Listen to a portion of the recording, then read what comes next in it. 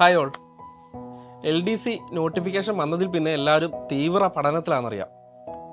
നമ്മൾ കുറേ പഠിച്ചു കഴിയുമ്പോൾ ഒരാശ്വാസത്തിന് അല്ലെങ്കിൽ ആ പഠിച്ച ആ ഒരു ഫ്രസ്ട്രേഷനിൽ നിന്ന് നമുക്കൊന്നും മാറാനായിട്ട് നമ്മൾ ചെറിയ പാട്ടുകളൊക്കെ കേൾക്കാറുണ്ടല്ലേ. പാട്ടുകൾ ശരിക്കും നല്ലതാണ്. നമ്മുടെ ഒരു റിഫ്രഷ്മെൻറ്റിന് വേണ്ടി, നമ്മുടെ മാനസിക ഉല്ലാസത്തിന് ഏറ്റവും നല്ല കാര്യം തന്നെയാണ് പാട്ടുകൾ. അപ്പോൾ പണ്ട് കാലത്തൊക്കെ ഉച്ച സമയത്ത് റേഡിയോയിലൊക്കെ നല്ല പാട്ടുകൾ വന്നിരുന്നു. ഒരു ചായയൊക്കെ കുടിച്ച് വൈകുന്നേരങ്ങളിൽ ഈ പാട്ടൊക്കെ കേട്ടിരിക്കുന്നത് ഒരു രസമാണ്. നമുക്ക് ഈ പാട്ട് കേൾക്കുമ്പോഴും അതിൽ നിന്ന് കുറച്ച് GK നമുക്ക് പഠിക്കാനായിട്ട് പറ്റും. പാട്ടിൽ നിന്ന് എങ്ങനെയാണ് GK എന്നായിരിക്കും നിങ്ങളുടെ ചോദ്യം അല്ലേ. നോക്കിക്കേ, നമ്മുടെ മലയാള സിനിമയിലെ മിക്ക പാട്ടുകൾ, നല്ല ഗാനങ്ങളൊക്കെ എടുത്തു കഴിഞ്ഞാൽ അതിൽ ധാരാളം പ്രകൃതി വർണ്ണനകളുണ്ട്.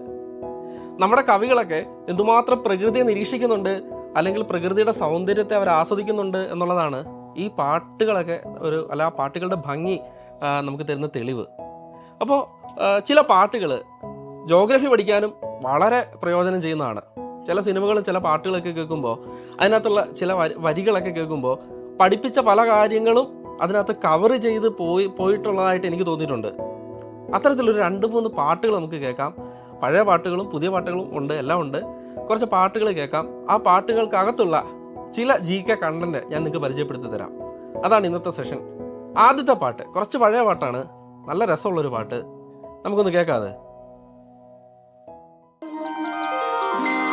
നീലഗിരിയുടെ സഖികളെ, ജ്വാലാമുഖികളെ, നീലഗിരിയുടെ സഖികളെ. മതി. നീലഗിരിയുടെ സഖികളെ എന്നാ തുടങ്ങുന്നല്ലേ. കവി എഴുതി തുടങ്ങിയിരിക്കുന്നത് നീലഗിരിയുടെ സഖികളെ എന്നാ. PSC പരീക്ഷകളിൽ നിരവധി തവണ ആവർത്തിക്കപ്പെട്ടിട്ടുള്ള, നിരവധി തവണ ചോദ്യമായിട്ട് വന്നിട്ടുള്ള ഒരു കാര്യമാണ് നീലഗിരി. എന്താണ് നീലഗിരി എന്ന് നിങ്ങൾക്കറിയാവോ? നീലഗിരി ഏത് ഭാഗമാണെന്ന് നിങ്ങൾക്കറിയാവോ? നമ്മുടെ ഗുജറാത്ത് മുതൽ പശ്ചിമഘട്ടം, അല്ലെങ്കിൽ ഗുജറാത്ത് മുതൽ കന്യാകുമാരി വരെ വ്യാപിച്ചു കിടക്കുന്ന പശ്ചിമഘട്ട മലനിരകളില്ലേ, ഗുജറാത്ത് തൊട്ട് കന്യാകുമാരി വരെ വ്യാപിച്ചു കിടക്കുന്ന 1600 കിലോമീറ്റർ നീളമുള്ള പശ്ചിമഘട്ട മലനിരകളിലൂടെ കർണാടകയുടെയും തമിഴ്നാടിൻ്റെയും ഭാഗം അറിയപ്പെടുന്ന പേരാണ് നീലഗിരി. പശ്ചിമഘട്ടത്തെ പല പേരുകൾ വിശേഷിപ്പിക്കുന്നുണ്ട്. കേരളത്തിൽ സഹ്യപർവ്വതം, ഇനി അത് മഹാരാഷ്ട്രയിൽ സഹ്യാദ്രി, ഇനി കേരളത്തിൽ തന്നെ ഏലമല കുന്നുകളെന്ന് വിളിക്കുന്നുണ്ട്. അങ്ങനെ പല പേരുകളിൽ അറിയപ്പെടുന്ന പശ്ചിമഘട്ടത്തിൻ്റെ തമിഴ്നാട് കർണാടക ഭാഗം അറിയപ്പെടുന്ന പേരാണ് നീലഗിരി. നീലഗിരിയുമായി ബന്ധപ്പെട്ട് വേറെ എന്തൊക്കെ പറയാം? നീലഗിരി കുന്നുകളിലെ ഏറ്റവും ഉയരം കൂടിയ കൊടുമുടി കഴിഞ്ഞ യൂണിവേഴ്സിറ്റി LGS പരീക്ഷയിൽ ചോദിച്ചതാണ്. നീലഗിരി കുന്നുകളിലെ ഏറ്റവും ഉയരം കൂടിയ കൊടുമുടിയാണ് ദോഡബെട്ട. പശ്ചിമഘട്ടത്തിലെ ആനമുടി കഴിഞ്ഞാലുള്ള 2ാമത്തെ ഉയരം കൂടിയ കൊടുമുടിയാണ് ഈ ദോഡബെട്ട. നീലഗിരി ഒരു ബയോസ്ഫിയർ റിസർവാണ്, അറിയാവോ? നീലഗിരി ഒരു ബയോസ്ഫിയർ റിസർവാണ്. ഇന്ത്യയിൽ ആദ്യമായിട്ട് രൂപം കൊണ്ട ബയോസ്ഫിയർ റിസർവ് എന്നാണ് നീലഗിരി അറിയപ്പെടുന്നത്. കേരളവും കർണാടകയും തമിഴ്നാടും കൂടി ഉൾപ്പെടുന്ന വലിയ ഒരു പ്രദേശമാണ് ഈ നീലഗിരി ബയോസ്ഫിയർ റിസർവ്. 3 സംസ്ഥാനങ്ങളുടെ ഭാഗങ്ങൾ നീലഗിരി ബയോസ്ഫിയർ റിസർവിൽ വരുന്നുണ്ട്. നീലഗിരി ബയോസ്ഫിയർ റിസർവിനുള്ളിൽ വരുന്ന ഒരു നാഷണൽ പാർക്കാണ് സൈലന്റ് വാലി.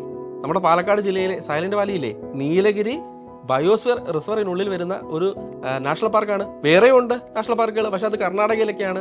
നമ്മുടെ ബന്ദിപ്പൂര്, മുതുമല തുടങ്ങിയ നാഷണൽ പാർക്കുകൾ ഈ നീലഗിരി ബയോസ്ഫിയർ റിസർവിന് ഉള്ളിലാണ്. ഇനി ധാരാളം വന്യജീവി സങ്കേതങ്ങൾ വരുന്നുണ്ട്. നമ്മുടെ വയനാട് വന്യജീവി സങ്കേതം ഇല്ലേ, ഇതെല്ലാം ഈ പറഞ്ഞ നീലഗിരി ബയോസ്ഫിയർ റിസർവിനുള്ളിൽ വരുന്നതാണ്. നീലഗിരിയുമായി ബന്ധപ്പെട്ട് ഒരു പോയിന്റോടെ പറഞ്ഞ് ഞാൻ അവസാനിപ്പിക്കാം. നീലഗിരി കുന്നുകളുടെ ഏറ്റവും തെക്ക് വശം അവിടെ ഒരു വലിയ വിടവ് രൂപപ്പെടുന്നുണ്ട് പശ്ചിമഘട്ടത്തിന്. അതിനുശേഷം ആനമല കുന്നുകൾ ആരംഭിക്കുന്നു. നീലഗിരി കുന്നുകൾക്ക് ശേഷം ഒരു വിടവുണ്ട്, അതിനുശേഷം ആനമല കുന്നുകൾ. ഈ നീലഗിരിക്കും ആനമലയ്ക്കും ഇടയിലായി കാണപ്പെടുന്ന പശ്ചിമഘട്ടത്തിലെ ഈ സ്വാഭാവിക വിടവിനെയാണ് നമ്മൾ പാലക്കാട് ചുരം എന്ന് വിളിക്കുന്നത്. പാലക്കാട് എന്നറിയപ്പെടുന്ന പ്രദേശത്തെ കോയമ്പത്തൂരിലേക്ക് ബന്ധിപ്പിക്കുന്ന പശ്ചിമഘട്ടത്തിലെ ഏറ്റവും വീതി കൂടിയ ചുരവുമാണ് ഈ പറഞ്ഞ പാലക്കാടൻ ചുരം. നമ്മൾ കേട്ട നീലഗിരിയുടെ സഖികളെ എന്ന സുന്ദരമായ ഗാനത്തിനകത്തെ നീലഗിരിയുടെ വിശേഷണങ്ങളാണ് ഞാൻ നിങ്ങൾക്ക് തന്നത്. പശ്ചിമഘട്ടത്തെ പറ്റി ഏറ്റവും വളരെ സിമ്പിളായിട്ട് ഒരു പാട്ടിൽ നിന്ന് നമുക്ക് മനസ്സിലാക്കാൻ പറ്റുന്നത് നമ്മളിവിടെ പറഞ്ഞു. ഞാൻ അടുത്ത പ്ലേ ചെയ്യാൻ പോകുന്ന ആ സോങ് ഉൾപ്പെടുന്ന സിനിമ നമുക്ക് എല്ലാവർക്കും പ്രിയപ്പെട്ടതാണ്, നമ്മുടെ എല്ലാവരുടെയും ഫേവറേറ്റ് ആണ്. അതിലെ കഥാപാത്രങ്ങളും നമുക്ക് വളരെ പ്രിയപ്പെട്ടവരാണ്. അപ്പോൾ സോങ് ഞാൻ പ്ലേ ചെയ്യുമ്പോൾ സിനിമ ഏതാണെന്ന് നിങ്ങൾക്ക് മനസ്സിലാവും. ചാകര കടപ്പുറത്തിന് ഉത്സവമായി ചാകര തെരപ്പുറത്തിനി മത്സരമായി ചാകര കടപ്പുറത്തിനി ഉത്സവമായി. മനസ്സിലായില്ലേ? സിനിമ ഏതാണെന്ന് മനസ്സിലായില്ലേ? ചെമ്മീനാണ്. കറുത്തമ്മയും പരീക്കുട്ടിയൊക്കെ എന്തുമാത്രം നമ്മൾ അല്ലേ സിനിമകളിലൂടെ കണ്ടതാണ്, എന്തുമാത്രം നമ്മളെ സ്വാധീനിച്ചിട്ടുണ്ട്, ആ കഥാപാത്രങ്ങളൊക്കെ എന്തുമാത്രം നമ്മുടെ മനസ്സിലുണ്ട്. ഇതിനകത്ത് ചാകരയാണ് നമ്മുടെ പോയിന്റ്. ഈ പാട്ടിനകത്ത് കടപ്പുറത്തെ ഉത്സവമാണ് എന്ന് പ്രത്യേകം എടുത്തു പറയുന്ന ആ ചാകര എന്ന പ്രതിഭാസമാണ് നമ്മുടെ പോയിന്റ്. ചാകര മഡ് ബാങ്ക്സ് എന്നറിയപ്പെടുന്നു. എപ്പോഴാണ് ഈ പ്രതിഭാസം രൂപം കൊള്ളുന്നത്, എവിടെയാണ് എന്ന് നമുക്കൊന്ന് മനസ്സിലാക്കാം. ചാകര എന്ന വാക്ക് എന്താണ് അർത്ഥമാക്കുന്നത്? ആദ്യമായിട്ടൊക്കെ പഠിക്കുന്നവർ ചാകര എന്നുകൊണ്ട് ഉദ്ദേശിക്കുന്നത് എന്താണ്? അത് മൺസൂണിന് മുൻപോ അല്ലെങ്കിൽ മൺസൂണിന് ശേഷമോ അറബിക്കടൽ, നമ്മുടെ കടൽ തീരം ഭയങ്കരമായിട്ട് പ്രക്ഷുബ്ധമാവും. അറബിക്കടലിനോട് ചേർന്ന പ്രദേശങ്ങളൊക്കെ വളരെ പ്രക്ഷുബ്ധമാവും. അതായത് തീരത്തോട് അടുത്ത് കിടക്കുന്ന കടൽ ഭാഗങ്ങൾ. ഈ ചെളിവെള്ളത്തിൽ, ഇങ്ങനെ പ്രക്ഷുബ്ധമാകുന്ന ഈ ചെളിവെള്ളത്തിൽ ധാരാളമായിട്ട് പ്ലവകങ്ങൾ അല്ലെങ്കിൽ പ്ലാങ്ക്ടൺസ് വളരും. ഒരു അക്വാട്ടിക് മൈക്രോ ഓർഗാനിസംസ് എല്ലാത്തിൻ്റെ ഒരു കൂട്ടമാണ് ഈ പ്ലവകം എന്ന് പറയുന്നത്. ഈ പ്ലവകങ്ങൾ മത്സ്യങ്ങളുടെ, ഇപ്പോൾ നമ്മുടെ ഈ ഫുഡ് ചെയിൻ പറയുമ്പോൾ, കടലിലെ ഫുഡ് ചെയിൻ പറയുമ്പോൾ അതിൻ്റെ ഏറ്റവും ബേസാണ് ഈ പ്ലവകങ്ങൾ എന്ന് പറയുന്നത്. മത്സ്യങ്ങളുടെ ഏറ്റവും ഇഷ്ട ഭക്ഷണങ്ങളിലൊന്നാണ് പ്ലവകങ്ങൾ. അപ്പോൾ മത്സ്യങ്ങൾ ഇത് ഭക്ഷിക്കാനായിട്ട് കൂട്ടത്തോടെ എത്തുന്നു. പ്രത്യേകിച്ച് ഒരു 3 മത്സ്യങ്ങളുടെ ലിസ്റ്റ് തരുന്നുണ്ട്. മത്തി, അയല, ചെമ്മീൻ എന്നിവയാണ് 3 മത്സ്യങ്ങൾ. ഒരു കൂട്ടത്തോടെ ഇത് എത്തുകയും ഭക്ഷിക്കുകയും ചെയ്യുന്ന ഈ ഒരു പ്രതിഭാസത്തെ മൊത്തത്തിൽ നമ്മൾ വിളിക്കുന്ന പേരാണ് ചാകര.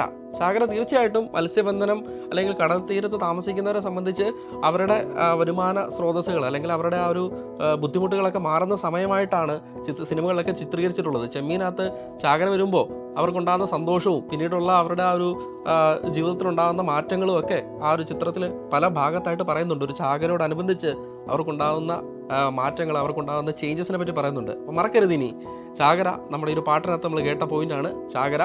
ചാകര മഡ് ബാങ്ക് ആണ്. ചാകര എപ്പോഴാണ്? അറബിക്കടലിലാണ്. മൺസൂണിന് മുമ്പോ മൺസൂണിന് ശേഷമോ ചാകര എന്ന പ്രതിഭാസം രൂപം കൊള്ളുന്നുണ്ട്. പഠിച്ചില്ലേ എല്ലാവരും? ചാകര മറന്നു പോകരുത്.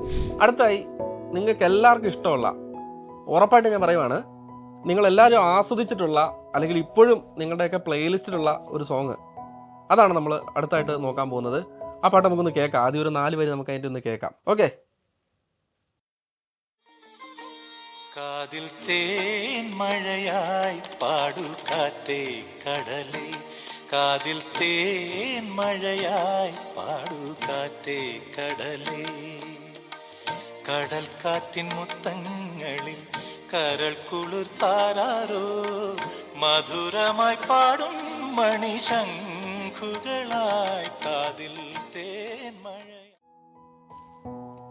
കാതിൽ തേൻമഴയായി പാടു കാറ്റേ കടലേ, ഒട്ടുമിക്ക മലയാളികളുടെയും ഫേവററ്റ് സോങ്സിലൊന്ന് അല്ലേ? ശരിയല്ലേ? ഈ പാട്ടിനകത്ത് രണ്ടാമത്തെ വരിക്ക് ശേഷം വരുന്ന കടൽക്കാറ്റിൻ മുത്തങ്ങളിൽ എന്ന് തുടങ്ങുന്ന ഭാഗം അല്ലേ? കടൽക്കാറ്റിൻ മുത്തങ്ങളിൽ എന്ന് തുടങ്ങുന്ന ഭാഗത്തെ കടൽക്കാറ്റ് PSC പരീക്ഷകളിലെ നല്ലൊരു ചോദ്യമായിട്ട് വരാൻ സാധ്യതയുള്ള ഒരു സംഭവമാണ്. കടൽക്കാറ്റും കരക്കാറ്റും കേട്ടിട്ടില്ലാത്തവരില്ല. സ്കൂളിൽ പഠിക്കുന്ന കാലം തൊട്ട് നമ്മൾ കേൾക്കുന്നതാണ് ലാൻഡ് ബ്രീസ്, സീ ബ്രീസ് എന്ന് പറഞ്ഞ പേരിൽ ഈ ഒരു സംഭവം അല്ല. കാറ്റുകൾ, 4 തരം കാറ്റുകൾ ഉണ്ട് ഭൂമിയിൽ. കാറ്റുകൾ എന്ന് പറയുന്ന ഒരു പാഠം ഭയങ്കര കോംപ്ലക്സ് ആയിട്ടുള്ളൊരു പാഠമാണ് കേട്ടോ.